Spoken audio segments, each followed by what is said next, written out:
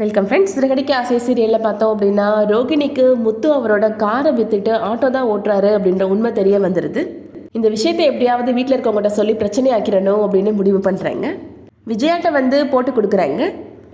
இந்த வீட்டு பத்திரத்தை அடமான வச்சு தான் மறுபடியும் அங்கிள் அவருக்கு காரை வாங்கி கொடுத்தாரு அப்படின்னு சொல்கிறாங்க ரோகிணி. அவர் அந்த காரை விற்றுட்டார் அப்படின்னா அந்த பணம் நம்ம வீட்டுக்கு தானே வந்திருக்கணும் அப்படின்னு சொல்கிறாங்க. விஜயாவுமே வீட்டில் இருக்கிற எல்லாரும் முன்னாடியும் வச்சு இப்போ முத்துட்ட இந்த பிரச்சனையை பற்றி விசாரிக்கிறாங்க.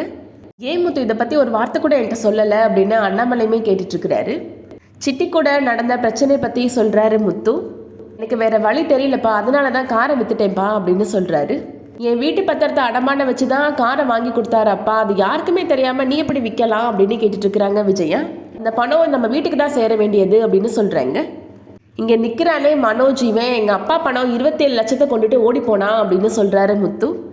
அந்த பணத்தை அவனை கொடுக்க சொல்லுங்க, அடுத்த நிமிஷம் நான் மொத்தமாக செட்டில் பண்ணிடுறேன் அப்படின்னு சொல்கிறாரு முத்து.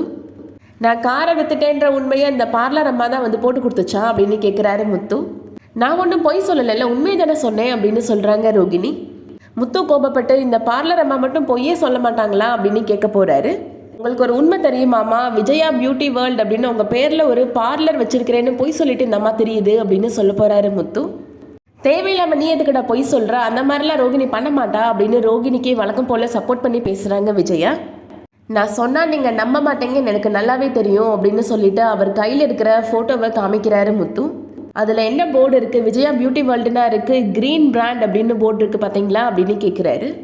இந்த கம்பெனிக்கு தான் அந்த பார்லரை இந்த பவுடர் அம்மா வித்துருச்சு அப்படின்னு சொல்கிறாரு முத்து. அதை கேட்ட விஜயாவுக்கு ரொம்ப பெரிய ஷாக்கிங்காக இருக்குது. எதுக்குமா அந்த பார்லரை விற்றா, அப்படி என்னம்மா பண தேவை வந்துச்சு உனக்கு அப்படின்னு கேட்க போகிறாங்க. உங்கள் அப்பாட்ட பணம் கேட்டிருந்தா அடுத்த நிமிஷமே லட்சமாக அனுப்பி வச்சிருப்பாரேம்மா அப்படின்னு சொல்கிறாங்க விஜயா. அதனால தான் பார்லரில் கல்லால் நான் உட்காந்துக்கிறேன்னு சொல்கிறப்பெல்லாம் நீ வேணான்னு தடுத்தியாமா அப்படின்னு கேட்குறாங்க.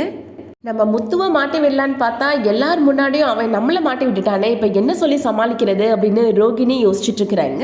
வெயிட் பண்ணி பார்க்கலாம் அடுத்து என்ன நடக்க போகுதுன்றத. இந்த வீடியோ பிடிச்சிருந்துச்சுன்னா லைக் பண்ணிக்கோங்க. சீரியல் அப்டேட்ஸ்க்கு நம்ம சேனலை சப்ஸ்கிரைப் பண்ணிக்கோங்க. தேங்க்ஸ் ஃபார் வாட்சிங்.